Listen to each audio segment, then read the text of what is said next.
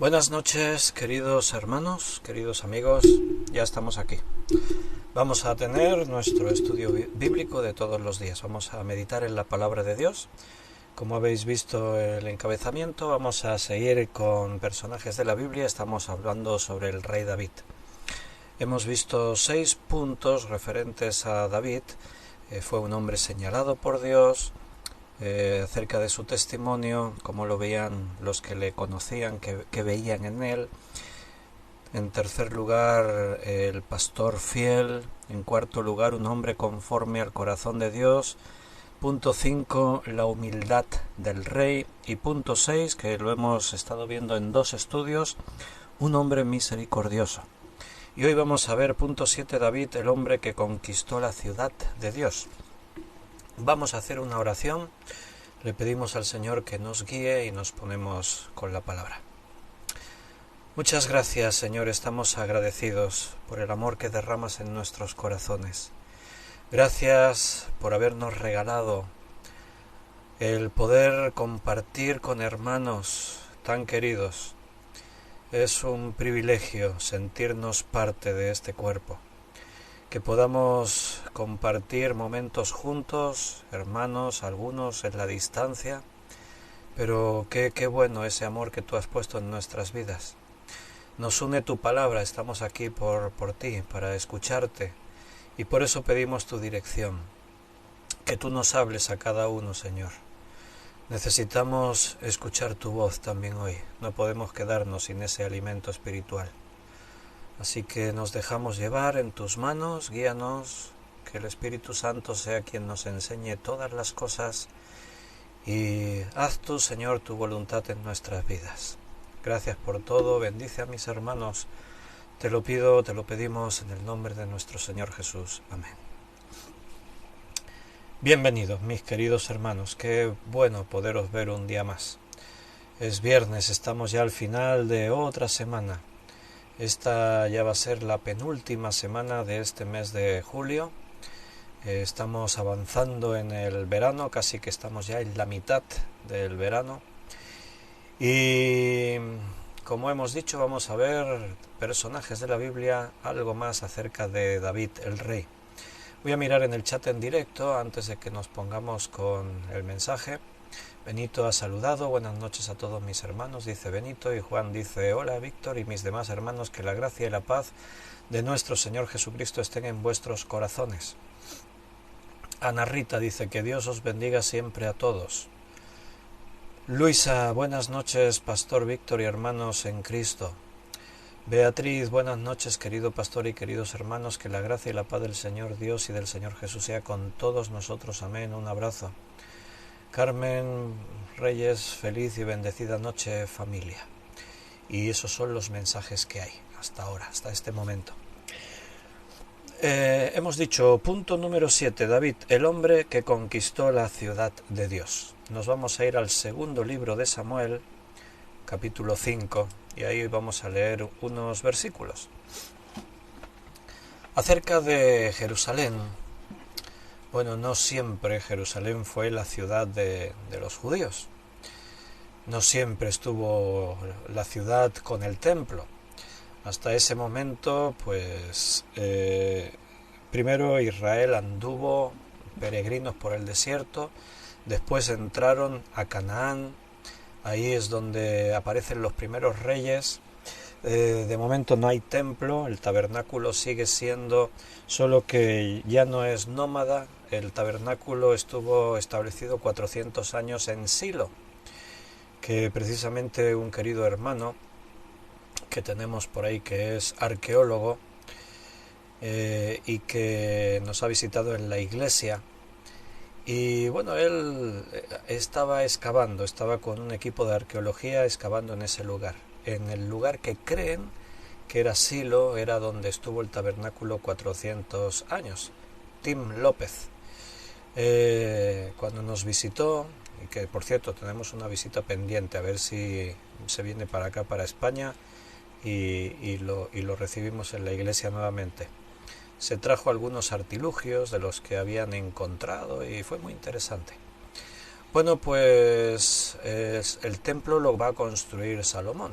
Jerusalén va a quedar establecida como la ciudad del rey. Y vamos a ir hablando de todo esto. Jerusalén es figura de la ciudad celestial, igual que el templo de aquí es figura del templo de los cielos. El tabernáculo, el templo se hizo según las instrucciones que Dios dio, porque todo eso era figura terrenal del celestial. Y detrás de todo eso pues hay mucha enseñanza y no es el tema hoy, pero bueno, vamos a ir viendo algunas cosas.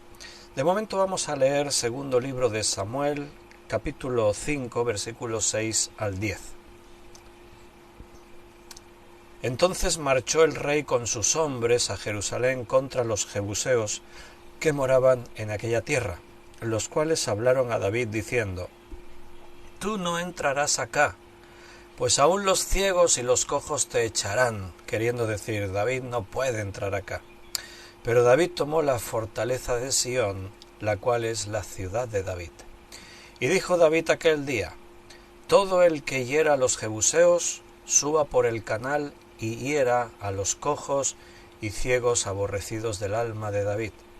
Por esto se dijo: ciego ni cojo entrarán en tu casa, en la casa. Y David moró en la fortaleza y le puso por nombre la ciudad de David. Y edificó alrededor desde Milo hacia adentro, y David iba adelantando y engrandeciéndose, y Jehová de los ejércitos estaba con él. Y nos vamos a detener ahí de momento en este pasaje. Justo los versículos anteriores, lo que no hemos leído, es precisamente la coronación de David. Los ancianos de todo Israel reconocen a David como rey. Si miras el versículo 1, vinieron todas las tribus de Israel a David en Hebrón y hablaron diciendo: Henos aquí, hueso tuyo y carne tuya somos. Y aun antes de ahora, cuando Saúl reinaba sobre nosotros, eras tú quien sacabas a Israel a la guerra y lo volvías a traer. Además Jehová te ha dicho: tú apacentarás a mi pueblo Israel y tú serás príncipe sobre Israel. Vinieron pues todos los ancianos de Israel al rey en Hebrón, y el rey David hizo pacto con ellos en Hebrón delante de Jehová, y ungieron a David por rey sobre Israel. Era David de 30 años cuando comenzó a reinar, y reinó 40 años. ¿Cuántos años tenía David cuando dejó de reinar, cuando murió? 70, 40 que reina y 30 que tenía aquí, ¿no? En Hebrón reinó sobre Judá 7 años y 6 meses, y en Jerusalén reinó 33 años sobre todo Israel y Judá. Es interesante que aquí se menciona que vinieron a él todas las tribus de Israel. Antes de esto, solo una de las tribus de Israel reconoció a David como rey. Las otras tribus reconocían al rey pretendiente, Is-Boset, que era un hijo de Saúl. Is-Boset fue asesinado, como se registra allí en este libro de segundo libro de Samuel, pero en el capítulo 4. Así que ahora las tribus pues no tienen candidato, así que se unen a David. Y es triste que todas las tribus solo hayan buscado a David cuando su elección anterior les fue arrebatada. ¿Sabes lo que indica esto? Que nuevamente volvemos a un tema muy frecuente en el Antiguo Testamento, y es que Israel, a pesar de ser el pueblo de Dios, en la mayoría de ocasiones y la mayoría de gente no estaban delante de Dios, le daban la espalda a Dios. Y esto, pues por un lado es triste, y por otro lado nos tiene que abrir bien los ojos, porque nosotros, vamos a decir, somos el Israel del Nuevo Testamento. La Iglesia en algunas cosas no se diferencia mucho del antiguo Israel. Y esto siempre nos tiene que ser de señal a nosotros, y debe ser algo que nos haga reflexionar y mantener alerta. Yo puedo dar por sentado que yo, Víctor, soy el pastor, estoy todos los días dando un estudio bíblico, así que estoy haciendo todo lo correcto, yo soy hijo de Dios, ¿quién va a dudar de eso? Bueno, pues todos estos temas me llevan a la reflexión de la prudencia, de mirarme hacia mí mismo y decir, Señor, realmente estoy en tus manos, estoy haciendo lo que tú quieres que haga, mi vida es como se espera que sea. Esa reflexión tiene que ser profunda, no te lo tienes que estar preguntando siempre, ¿eh? Porque cuando tú ya tienes la respuesta y estás seguro de tu salvación, no vuelvas ahí a las dudas, pero sí que tenemos que saber dónde nos encontramos. No actuar a la ligera, sí, no, yo soy hijo de Dios porque hago esto, esto y esto. No, cuidado. Tenemos que ser prudentes. Tenemos que ser autorreflexivos y ver si estoy haciendo lo que Dios espera que haga. No porque seas o porque un día o porque no sé qué otra cosa, ya doy por sentado que yo soy hijo de Dios y estoy haciendo lo que tengo que hacer. Siempre la autorreflexión debe existir y que sea sincera. Que no sea simplemente, Señor, estoy donde tengo que estar, sí, amén, ya está. No. Realmente replanteémonos nuestros pasos, nuestro caminar, saber qué es lo que estamos haciendo y si es suficiente, si es lo que debemos hacer delante de Dios. Porque en Israel tenemos este ejemplo. Pablo escribe y dice que estas cosas quedaron registradas para testimonio a nosotros. ¿Por qué? Porque nosotros caemos en lo mismo. No te olvides que ellos eran el pueblo escogido por Dios.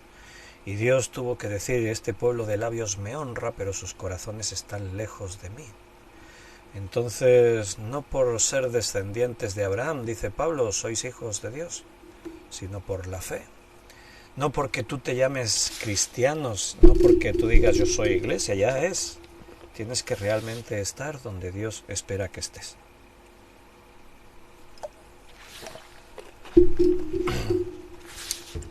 En este mismo sentido, igual que Israel ahora aceptan a David como rey porque ya no tienen otra alternativa, de 12 tribus solo una le respaldó desde antes, los demás optaban por el hijo de Saúl, pese a que ahora reconoce, no solo ahora, sino que antes tú ya eras nuestro rey, porque tú eras el que sacaba los ejércitos de Israel a la guerra y vencías. Sí, pues parece que cuando tenían otra opción David no contaba. ¡Ay, cuánta hipocresía! Dios, líbranos de ser hipócritas delante de ti. Es algo que Dios aborrece. Pues en ese mismo sentido es triste cuando los cristianos solo reconocen realmente a Jesús como rey cuando las otras opciones que tenían se desmoronan. Cuando las cosas van mal y entonces ahí voy y me aferro a Jesús. Mira, deberíamos escoger a Jesús al instante. Aun cuando la oferta a tu alrededor es mucha y muy codiciosa. Pero solo hay algo que vale la pena y es Jesús. Seguir sus pasos es lo único que nos interesa. Le dicen, he aquí, hueso tuyo y carne tuya somos. Los ancianos de Israel recibieron a David como su líder porque él es israelita. Si hubiese sido de otro pueblo, no. Solo un israelita puede ser reconocido como rey, como líder entre el pueblo. Y eso es lo que significa esta expresión, hueso tuyo y carne tuya somos. Esto es significativo porque por un periodo de tiempo David vivió como un extranjero casi, hasta estuvo entre los filisteos. Y entonces eso podría haber causado algún recelo en alguno. Pero ahora David está ahí, es la única opción. Y como ellos reconocen, bueno, Dios ha dicho que tú vas a ser el que apaciente a Israel. Y al final eso es lo que importa, lo que Dios decide. Ellos reconocen, eras tú quien sacabas a Israel a la guerra y lo volvías a traer. O sea, esto era una evidencia. Los ancianos de Israel estuvieron presenciando ya el liderazgo de David cuando estaba a las órdenes de Saúl. Y ahí David demostró su habilidad para poder dirigir, para poder liderar. Pero sobre todo, recuerda aquí lo que importa es que los ancianos de Israel entienden el mensaje. Jehová te ha dicho, ahí lo hemos leído, Jehová te ha dicho, tú apacentarás, lo dice en el versículo 2, tú apacentarás a mi pueblo Israel y tú serás príncipe sobre Israel. Así que esto era no una decisión humana, ni del pueblo, ni del propio David, ni del rey, sino de Dios. Claro, diríamos, Y mientras tenían otro candidato, entonces ¿qué? Bueno, pues no escucharon la voz de Dios. Cuando nos ofuscamos en tomar una dirección, ya no oímos nada más. Repito, seamos prudentes, tengamos estas cosas como una enseñanza, una advertencia para nuestras vidas. Entonces aquí hay 3 características que deberían ser clave en todos aquellos que piensan liderar en el pueblo de Dios. Cualquiera que en este tiempo quiera ser pastor, líder de jóvenes, en cualquier liderazgo en la iglesia, cualquiera que quiera liderar tendría que cumplir estos 3 requisitos que David está cumpliendo. ¿Cuáles son? Los he ido mencionando, los vamos a enumerar. 1. Un líder en la iglesia debe pertenecer al pueblo de Dios, en herencia y en corazón. O sea, no puede liderar uno que no sea un verdadero, un genuino creyente. Y dirás, hombre, lógico, ¿no? Bueno, pues que no te parezca tan lógico, porque tendríamos que poner la duda, el interrogante, en más de un caso por ahí de pastor, apóstol, profeta en este tiempo que andan por ahí liderando, pero tú escuchas su mensaje y te quedas con serias dudas. Dices, ¿este ha creído de verdad? ¿Conoce bien el mensaje? ¿Sabe lo que dicen las Escrituras? Incluso algunos de esos se vuelven atrás y dejan la iglesia, aún siendo pastores. Y no solo hay un testimonio, hay más de uno por ahí de gente que estaba pastoreando y un día dijeron, justo ahora yo recibo a Jesús como mi Salvador. Dios tocó mi corazón. Así que ese es un requisito indispensable. Un líder, como David pertenecía al pueblo de Israel, un líder debe pertenecer al pueblo de Dios, en este caso al cuerpo de Cristo. En segundo lugar, un líder debe demostrar habilidad para dirigir. David lo demostró, sacaba a los ejércitos de Israel y volvía siempre con victoria. Dios estaba con él y él tenía la capacidad, porque le permitía a Dios que obrase, tenía la capacidad para dirigir a los ejércitos. Ahora, por lo tanto, va a poder dirigir al pueblo de Dios. Y en tercer lugar, un líder debe tener un llamado de Dios. No puede ser que me pongo yo o que los demás me nombran. No, aquí está. Jehová te ha dicho, tú apacentarás a mi pueblo Israel y tú serás príncipe sobre Israel. El ministerio es algo que tiene que darlo el Señor. Pablo en Efesios dice eso, que él mismo constituyó, y ahí menciona algunos ministerios. El de pastor y maestro, por ejemplo. Es el Señor quien nombra a los pastores y a los maestros, es quien pone a los líderes en la iglesia. Y por ese motivo, pues los ancianos de Israel recibieron el liderazgo de David cuando vieron estas cosas en David. Cuando vemos estas mismas cosas en nuestros líderes, entonces debemos recibir ese liderazgo. Ungieron a David por rey sobre Israel. En primer libro de Crónicas, capítulo 12, versículo 23 al 40, describe la gran asamblea que se reunió en Hebrón para reconocer a David como rey. Tú sabes que los libros de Samuel, Reyes y Crónicas están sucediendo en momentos similares, solo que en algunos casos los libros de Samuel se centran detalladamente en la historia de Saúl, de David. En cambio, Reyes y Crónicas avanzan más allá en los siguientes reyes.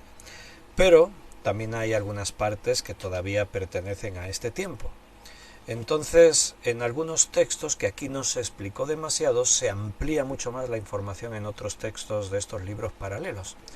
Y ahí en primer libro de Crónicas 12, 23 al 40, se describe este momento y describe ahí una gran asamblea. Se reunió muchísima gente. Crónicas describe a un impresionante ejército que vino a Hebrón y llega a enumerar a los soldados en más de 340.000 hombres.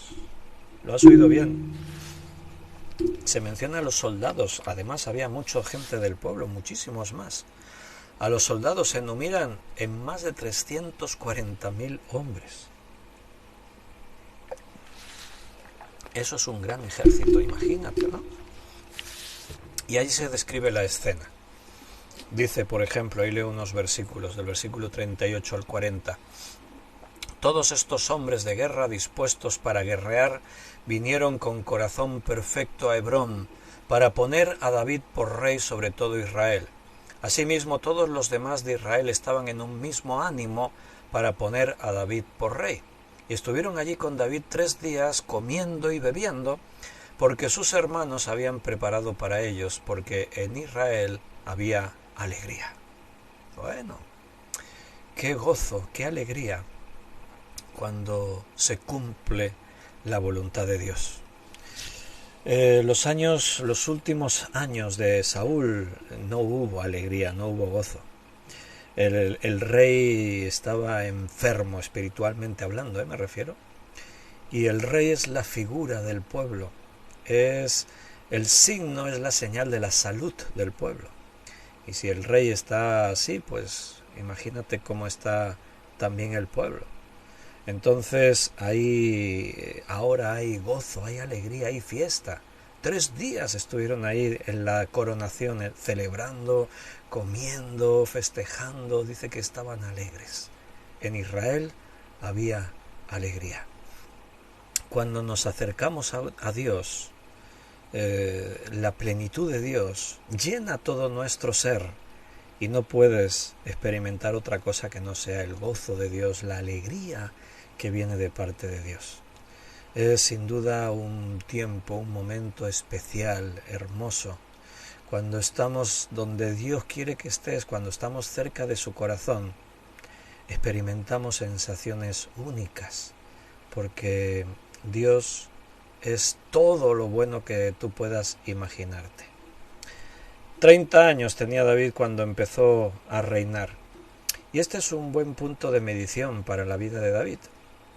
David lo ungió. ¿Cuántos años tenía David cuando fue ungido por Samuel? Aquel día que se presentó en su casa, en la casa de Isaí, su padre, y ahí tenía a todos los 7 hermanos, pero David no estaba, y finalmente cuando aparece Dios le dice, este es el hombre que yo me he escogido. ¿Cuántos años tenía?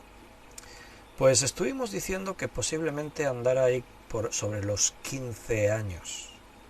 Así que han pasado 15 años en los que David todavía no fue rey. Alguno dirá, vaya, Dios lo escoge como rey, lo unge como rey y tiene que estar 15 años esperando, y de qué manera, huyendo para aquí, para allá. El otro día, ayer y antes de ayer, estábamos hablando de todo esto y decíamos, eso se tiene que hacer muy duro, muy difícil, estar tantos años huyendo para salvar tu vida. Pero aún teniendo la ocasión de matar a Saúl y ponerse ya por rey, porque tú piénsalo, oye, esto se está alargando mucho, ¿no? Quizás sí que tenga que matarlo y reclamar el trono que Dios me lo dio. No, él aguantó, esperó. ¿Sabes por qué? Porque todo este tiempo fue una preparación para David. David ha aprendido a ser el siervo que Dios quiere que sea. Ninguno nacemos enseñados ya. Tenemos que aprender.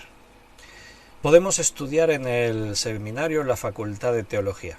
Podemos conocernos casi toda la Biblia de memoria. Pero hay una parte de la instrucción que no es teórica, es práctica. Y esa parte práctica a veces tiene que ver con dolor, sufrimiento.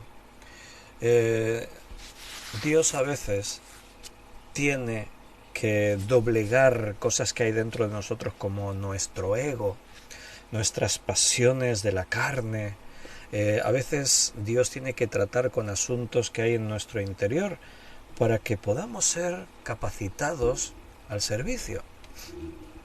Y David ha pasado 15 años preparándose. Es mucho tiempo. Otros pasaron más. ¿Cuántos años tuvo que pasar Moisés preparándose para ser el líder sobre Israel? Pues nada más y nada menos que 80 años. ¿Lo has oído bien? 400 años de preparación en Egipto como un príncipe, 400 años en el desierto, olvidado de todo el mundo como un simple pastor de las ovejas de su suegro. 80 años en total. Y dices, vaya, y con 80 años ahora Dios me pide que le sirva. sirvió 40 años más, murió a los 120. Bueno, 80 años sirviendo a Dios son muchos. Pero, claro, esa es nuestra visión. Yo pienso, pues yo ya quiero servirle. Y según qué tipo de servicio, desde el primer día tenemos que servir a Dios. Según qué otros servicios el Señor nos prepara primero. Y Dios tiene un tiempo y una hora para cada cosa. No te impacientes, no te desanimes, porque a veces no alcanzamos a ver, ¿no? Y más allá de lo que tenemos ante los ojos, y nos ponemos nerviosos, nos enfadamos, nos desesperamos, pero los tiempos le pertenecen a Dios. El domingo pasado predicábamos también sobre este tema. Y tenemos que aprender a confiar a Dios nuestra vida, a confiar en Él nuestros tiempos. Tenemos que tomar buenas decisiones, pero tiene que ser Dios quien nos esté guiando en todo momento. Bueno, vamos al tema. El punto número 7 es este: David, el hombre que conquistó la ciudad de Dios. Dice ahí entonces, versículo 6 en adelante que hemos leído antes: David, el rey, marchó con sus hombres a Jerusalén. La ciudad está ocupada por los jebuseos. Hasta ese momento Jerusalén era una ciudad pequeña, cananea. Está situada en el centro de Israel. Y alrededor de 400 años atrás, Dios le ordenó a Israel que tomara toda la tierra. ¿Te acuerdas con Josué? Cuando ellos entraron, Dios le dijo a Josué: expulsad a todos vuestros enemigos, yo os entrego toda la tierra que pise vuestro pie. Cuando la guerra acabó, es interesante, porque en el libro de Josué tú lees en el capítulo 11 y en el capítulo 12, allí dice: y la tierra por fin descansó de la guerra. Pero después vas a leer en el capítulo 12 siguiente, vas a leer: pero aún quedaba mucha tierra por conquistar. Claro, la guerra se ganó, ya los ejércitos han sido vencidos, pero quedan esos puntos, quedan esos focos donde todavía hay enemigos. Josué reparte la tierra entre todas las tribus, y menos 2 tribus y media que se volvieron al otro lado del Jordán. Y la condición era: mira, cada porción de la tierra que os toca en heredad, tenéis que expulsar a los enemigos que quedan ahí, tenéis que echarlos. Además de las 12 tribus, Caleb va a recibir su herencia. Dios se la prometió, y es Caleb el que pide: Josué, por favor, a mí entrégame la parte de las montañas, allí donde todavía quedan gigantes, donde están los peores enemigos, donde todavía hay grandes focos de resistencia contra Dios. Tenía 80 años Caleb. ¿Y qué pide? Mira, ya he peleado mucho, estoy cansado, dame mi parcelita donde pueda estar tranquilo unos años. ¡No! Caleb quería seguir peleando, y él dijo: porque si Dios va con nosotros, los echaremos a todos. Ese es el corazón, ese es el espíritu que Dios esperaba de su pueblo. ¿Pero qué pasó? Tú lees allí en el libro de Jueces los primeros 2-3 capítulos, y allí te dice: y tampoco los de Dan echaron a los enemigos, y tampoco los de Neftalí echaron a los enemigos, y tampoco los de Simeón echaron a los enemigos, y tampoco... Ninguno cumplió su propósito, su misión. Ninguno cumplió con el mandato de expulsar a todos los enemigos. Y Jerusalén era una de esas ciudades que aún estaba en manos cananeas. Los jebuseos estaban ahí. Entonces ahí llega David con sus ejércitos. Han pasado 400 años desde Josué, pero David dice: hay que conquistar todavía algunas cosas. Y precisamente Jerusalén, que se va a convertir en la ciudad del rey, en la Jerusalén terrenal, figura de la celestial. Debido a su localización, su situación geográfica, Jerusalén era una ciudad muy difícil de conquistar. Para los habitantes, fácil de defender, porque su posición, lo que era la ciudad antigua, hoy en día Jerusalén ya ha crecido mucho, estaba situada en la montaña de una forma que era muy difícil conquistarla. Por eso sus habitantes se sentían muy seguros de sí mismos. Ellos seguro que habían tenido intentos de la conquista y siempre habían salido victoriosos. Por eso ahora David y un puñado de hombres no nos van a conquistar, y por eso se mostraban tan arrogantes y hasta se burlaban de las tropas de David. Lo hemos leído antes, ¿no? Pero David tomó la fortaleza. ¿Qué decían los de Jerusalén? Dice: tú no entrarás acá, pues aún los ciegos y los cojos te echarán. O sea, mira, no necesitamos ni cansar a los soldados. Para defender la ciudad contra ti, con los cojos y los ciegos, los lisiados, vaya, son suficientes para defender la ciudad. Bueno, la Biblia como que siempre va muy directa al mensaje, ¿no? Y ahí pues tú tienes que imaginarte un poquito cómo se debió ir desarrollando la historia y las cosas que debieron ocurrir por ahí. Pero la Biblia va así como muy directa, y tú lees en el versículo 7, pero David tomó la fortaleza de Sión, la cual es la ciudad de David. Ya está, punto. Aquí hay para hacer una serie de esas de no sé cuántas temporadas, para hacer 2 o 3 películas de esas de 2 horas y media o 3 de duración. No debió ser así, pero sí fue así de fácil. ¿Por qué? Porque Dios le dio la victoria. A pesar de la dificultad, David y sus hombres toman la ciudad. Se menciona, ahí no se especifica bien, ¿no? Pero se menciona el canal. Se dice que se adentraron, dice, por dentro del canal, ¿no? Entonces se sabe, se cree que piensan que entraron a través de lo que se conoce como el Pozo Warren.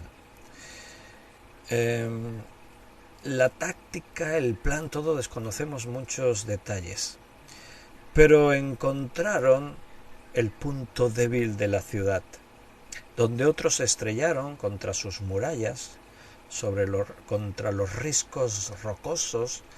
Resulta que el Señor encontró la forma de decirle a David: mira, tienes que hacerlo así, por esta manera. El Rey Jesús, de la misma manera, conquista fortalezas inexpugnables cuando derriba los corazones más duros. A veces te encuentras con personas que les hablas el Evangelio y piensas: este jamás va a creer en Jesús. Parecía que Jerusalén era inconquistable. Cualquiera diría: jamás esa ciudad será conquistada por nadie. ¿Por qué? Porque veían la forma, la apariencia, las murallas, lo veían, pero no veían más allá. Por eso nunca te rindas de predicarle el Evangelio a cualquier persona, incluso a esos que tú crees que son muy duros para recibir la palabra, porque nosotros vemos esa dureza, vemos la fachada, pero siempre hay alguna debilidad en el corazón. Dios las conoce, y Dios puede hacer que a través de ese punto donde alguien es sensible, ese punto por el que alguien realmente se pueda sentir débil, que ahí entonces esa persona derriba, baje los muros, baje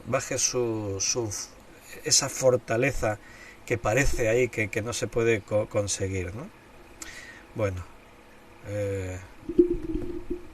tenemos que hacer nuestra parte. David, no sé si él pensó: mira, lo vamos a hacer así, o fue sobre la marcha que Dios le reveló, pero Dios te irá mostrando el camino que debas seguir en todo momento. En el nombre de Jesús no hay nada que sea impenetrable, que sea invencible. En el nombre de Jesús pueden caer las más grandes fortalezas, te lo aseguro. Ni los cojos, los cojos y los ciegos son suficientes para defender la ciudad. Bueno, todas estas fortalezas tienen que abastecerse de agua potable. La mayoría de fortalezas así que eran muy difíciles de conquistar, se conquistaban precisamente poniéndoles sitio. Un sitio era rodear la ciudad y no dejar que entrase ni saliese nadie, y cortarles el suministro de agua. Si tenían algunos ríos, arroyos que penetraban a la ciudad, pues simplemente desviar ese cauce y que no les llegase agua. Entonces era la manera, cuando una ciudad no se podía conquistar así a la fuerza, pues era cuestión de paciencia. En la historia de fortalezas, castillos y otras ciudades así amuralladas que fueron sometidas por sitios, en la historia hubo casos de algunas de estas ciudades famosas que estuvieron sitiadas más de 3 años incluso, hasta que finalmente no les quedaba más remedio de rendirse porque ya no tenían provisiones, no tenían agua potable. Las provisiones se pueden se pueden ir restringiendo, se pueden ir limitando, pero el agua es fundamental. Una persona más de 3 días sin beber agua puede morir. Entonces muchas de estas fortalezas tenían pozos propios dentro de la fortaleza que las abastecían de agua, o tenían algunos manantiales que de una forma secreta penetraban dentro de la ciudad. Hoy en día se sabe que en la ciudad de Jerusalén había estos canales. Había algún canal secreto que venía por bajo tierra, desde manantiales más lejanos, y venía bajo tierra y penetraba dentro de la ciudad, y era el abastecimiento de agua fresca y limpia que les garantizaba que aunque les sitiaran pudiesen resistir años. Parece que David encontró ese canal, o como se conoce hoy en día, Pozo de Warren, y se metieron por ahí David y sus hombres, y cuando los habitantes de Jerusalén se dieron cuenta ya estaban dentro de la ciudad. Y entonces David tomó la fortaleza, y dijo David en aquel día, versículo 8, todo el que hiera a los jebuseos suba por el canal, ahí está, el canal, y hiera a los cojos y a los ciegos aborrecidos del alma de David. Por esto dijo, porque habían dicho, ciego ni cojo no entrará en la casa. Así que la van a defender los ciegos y los cojos, pues que no quede ni uno, destruidlos a todos. Y así la ciudad se convierte en la ciudad de David. David moró en la fortaleza, dice ahí en el versículo 9. Y David moró en la fortaleza y le puso por nombre la ciudad de David, y edificó alrededor de Milo hacia adentro. Jerusalén se volvió la ciudad que sería la capital del reino de Israel. Y fue una buena elección, porque por un lado porque no tenía ninguna asociación con alguna de las tribus. O sea, ninguna tribu podía decir, esta es nuestra ciudad, y era una ciudad que todavía pertenecía a los cananeos. Si hubiese sido alguna ciudad que en el reparto Josué se la diese a alguien, a alguna tribu, pues esta tribu después, más adelante, podría haber reclamado. Pero cuando el reino se divide, después de Salomón, el reino se divide en dos, reino del norte, reino del sur. El reino del norte serán 10 tribus y el reino del sur serán 2 tribus, Judá y Benjamín. Y precisamente las 2 tribus, Judá y Benjamín, se quedan con Jerusalén. ¿Por qué? Porque son las tribus de David. La tribu de Judá es la tribu de David. Y por eso se queda en Jerusalén. Si no, si esa ciudad le hubiese pertenecido a otra tribu, en la división del reino seguramente la habrían reclamado para sí.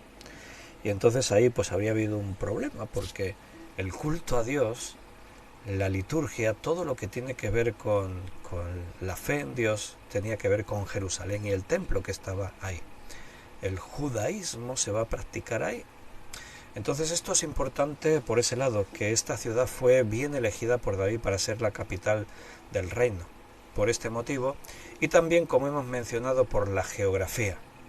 Porque por su geografía era muy fácil defenderla contra cualquier ejército hostil que se presentase contra ellos. Dice, pero pueden entrar por el canal. Sí, no, pero David ahora ya lo sabe.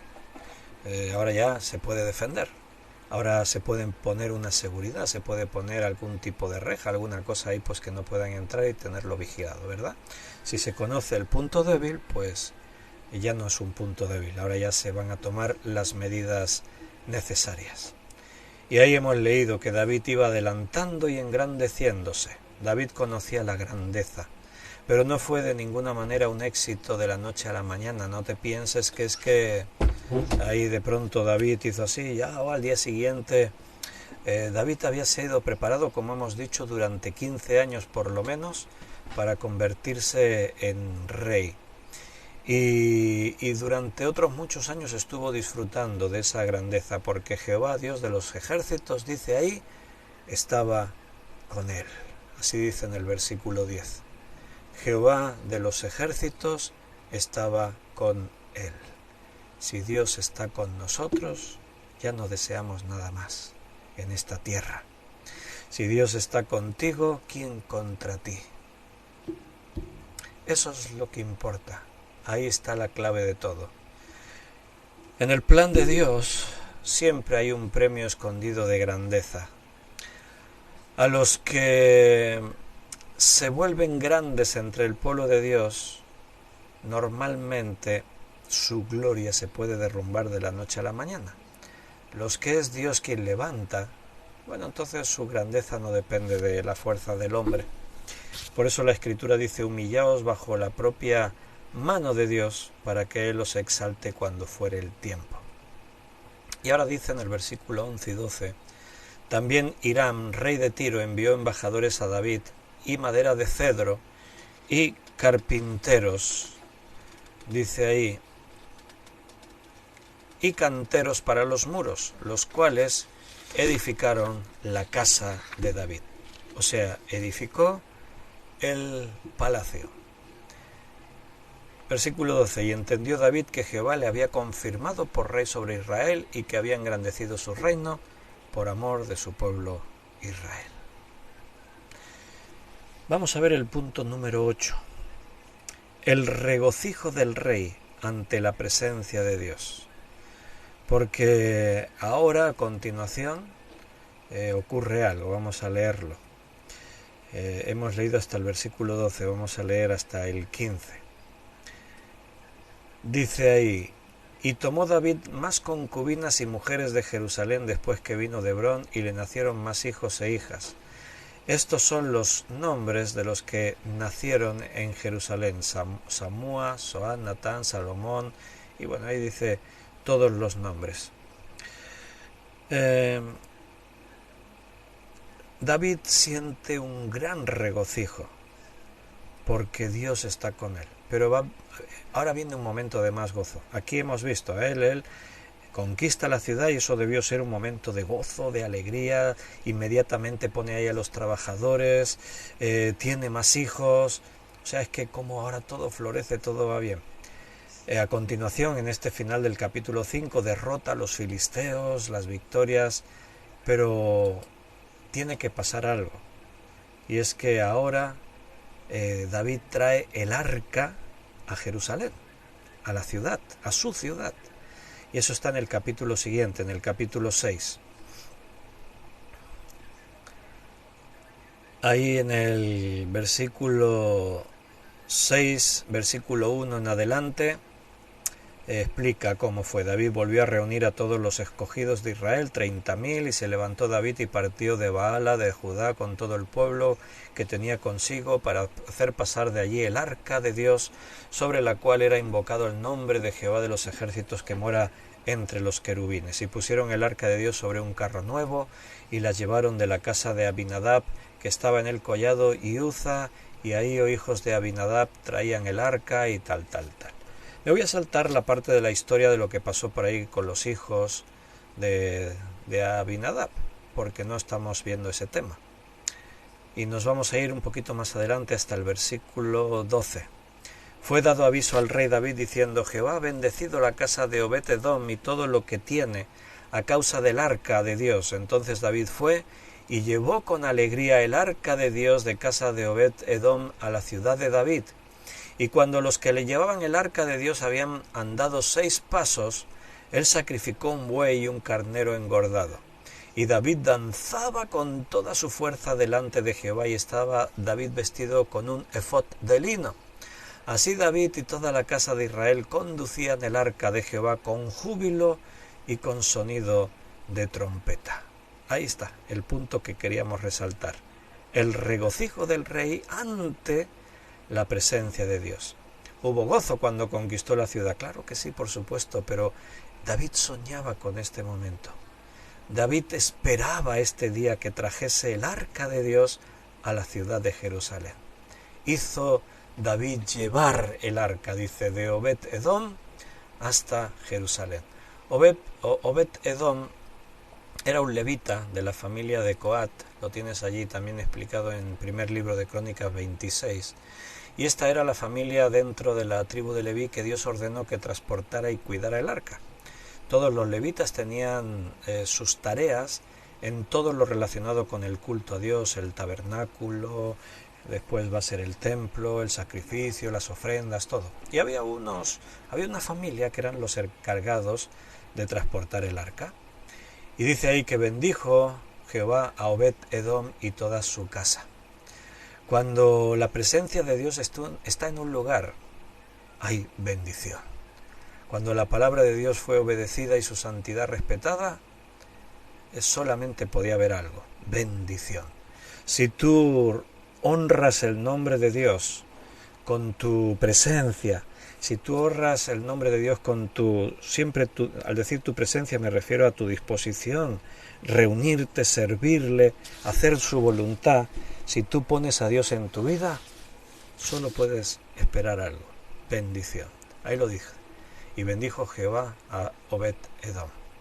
El arca llega con éxito finalmente a Jerusalén. Ahí lo hemos leído, versículo 12 al 15. David se alegró tanto de ver que ahora el arca de Dios estaba en su ciudad, que no podía contenerse de felicidad. Fíjate ahí, mira, la felicidad es algo que cuesta mucho de contener. Uno puede sentir tristeza y es muy difícil de contenerla y las lágrimas pueden llenar tus ojos, pero la verdadera alegría, el verdadero gozo igualmente es muy difícil de contener, porque es algo que te sale de dentro y que tienes que manifestarlo, no te lo puedes esconder. Y David se alegró de saber que la presencia y la gloria de Dios ahora vendrían a la ciudad. Mira, la presencia de Dios en el arca tenía dos caras, podría traer bendición o podía traer maldición. Algunos de los enemigos de Israel, los filisteos, una vez robaron el arca y lo único que encontraron fue maldición. Creyeron que el arca era una especie de arma secreta para poder destruir a sus enemigos y resulta que a ellos la presencia del arca les causó una gran maldición, enfermedad terrible, hasta que la devolvieron, no la querían ya para nada, ¿no? Pero la presencia de Dios entre aquellos que creen en Él es una bendición. Eso pasa hoy en nuestra vida igualmente. La presencia de Dios para aquellos que le han dado la espalda, que no creen en Él, solo va a provocar rabia, rechazo, sufrimiento. La presencia de Dios en aquellos que creemos en Él solo puede provocar gozo en nuestras vidas. David le explica a los sacerdotes por qué Dios los hirió en su primer intento de llevar el arca a Jerusalén. En primer libro de Crónicas 15, ahí lo describe con más detalle. Y cuando la adoración fue en el orden correcto, aún fue llena de alegría y gozo. La primera vez no se hizo bien, aquí sí, hay alegría, gozo. Aquí aparece un tema, cómo debe ser la adoración, la verdadera alabanza. Algunos dicen, según denominaciones, según iglesias, ¿no? No, es que la alabanza tiene que ser muy solemne, tiene que ser todo muy quieto, muy pausado, muy reverente. En otras denominaciones, en otras iglesias, la alabanza es una fiesta impresionante, es todo un jaleo tremendo, ¿no? Igual habría que buscar un punto intermedio. Muchas veces los extremos están equivocados. Pero eso sí podemos decir algo. Más allá de las formas, que sí que pueden tener que ver con gustos, con tradiciones, pero más allá de eso, la verdadera alabanza tiene que manifestar la alegría, el gozo de la salvación. Entonces difícilmente puedes estar así con una cara muy seria y así como muy rígido, porque la música y la música que te lleva a ese reflejo de lo que hay en tu interior, alegría, gozo, fiesta. ¿Por qué? Por la misericordia de Dios, por la salvación de Dios. Bueno, pues es muy difícil de que esa alabanza salga así todo muy serio.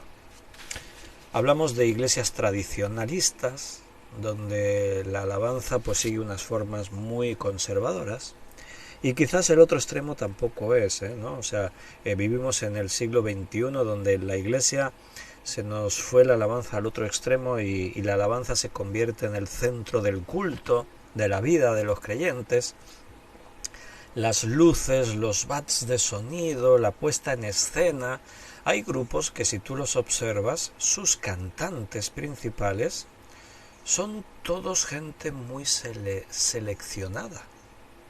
Si te fijas, por norma general, según qué grupos, los que aparecen en el escenario tienen todos una apariencia muy exclusiva.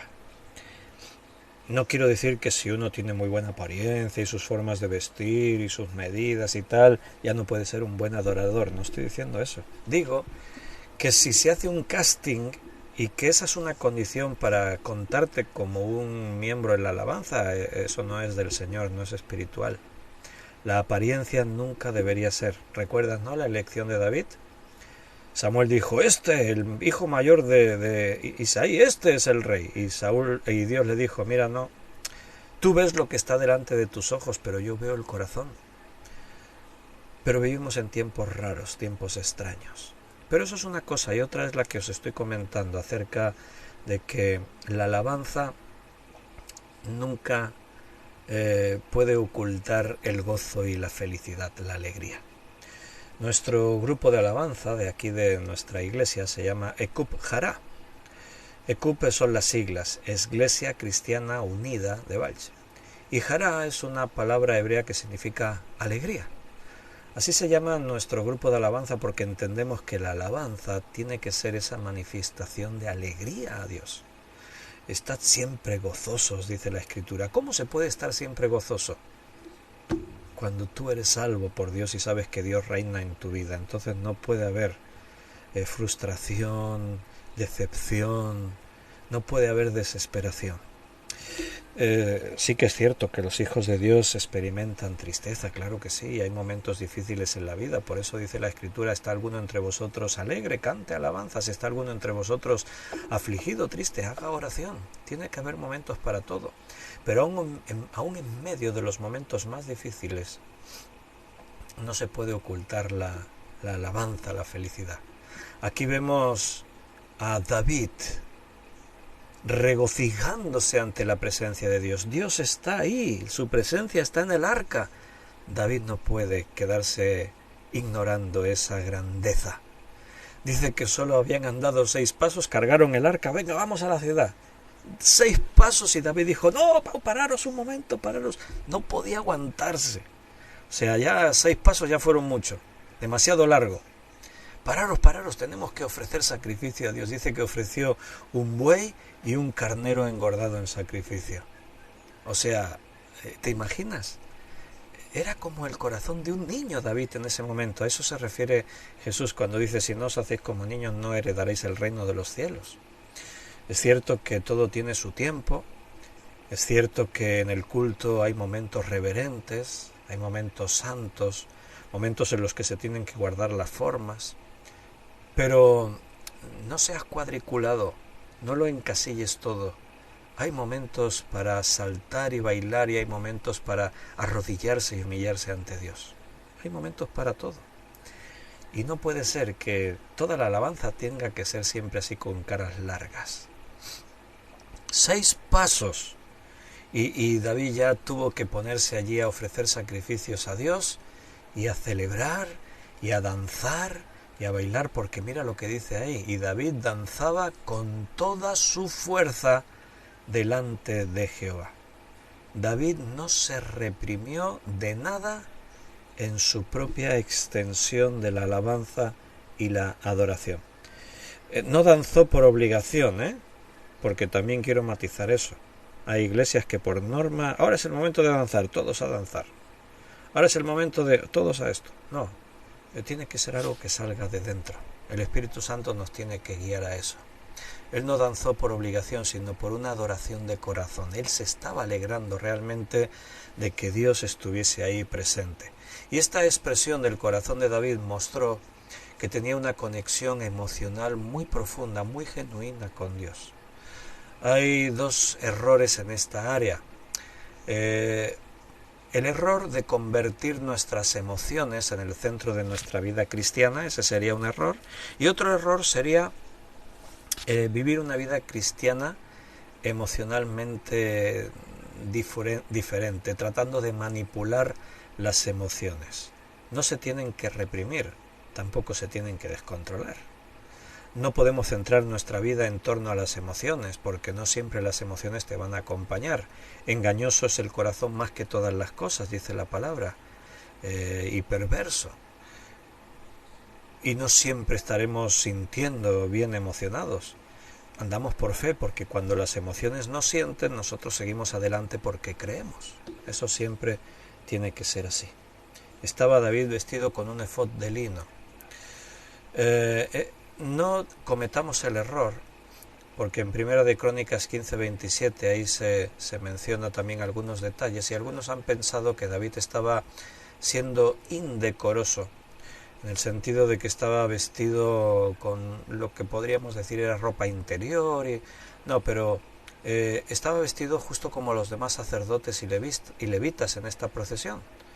O sea, el efod de lino era la vestidura sacerdotal, y David se puso esa vestidura. Esto no estaba fuera de lugar.